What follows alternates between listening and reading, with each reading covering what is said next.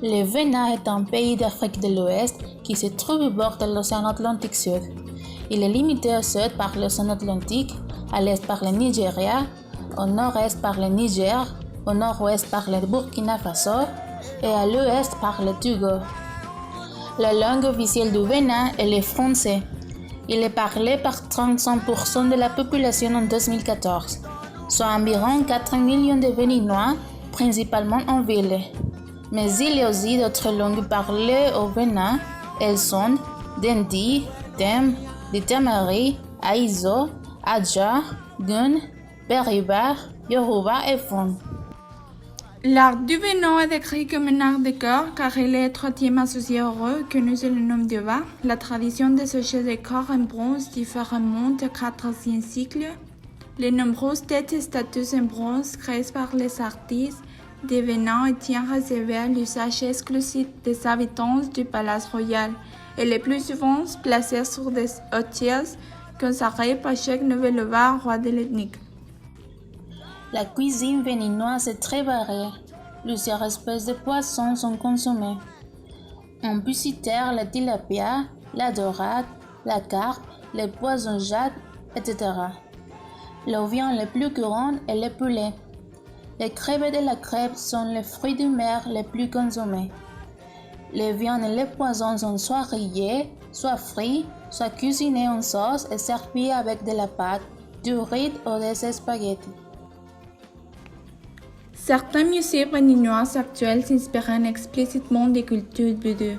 Elles traduisent les formes d'appropriation ou de réappropriation de la tradition par les jeunes générations, qui revendiquent cependant une créativité ouverte aux influences extérieures.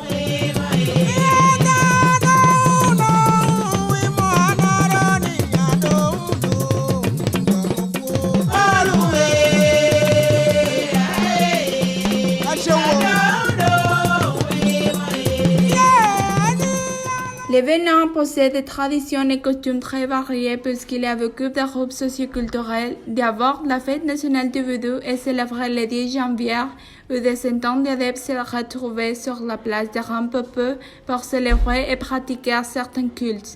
Ensuite, la fête nationale du Bénin est le 1er août de chaque année.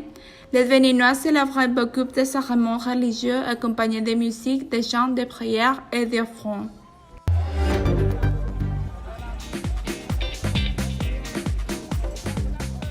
Comme chaque année en janvier, des milliers d'initiés du vaudou se réunissent dans la capitale du Bénin, Porto Novo.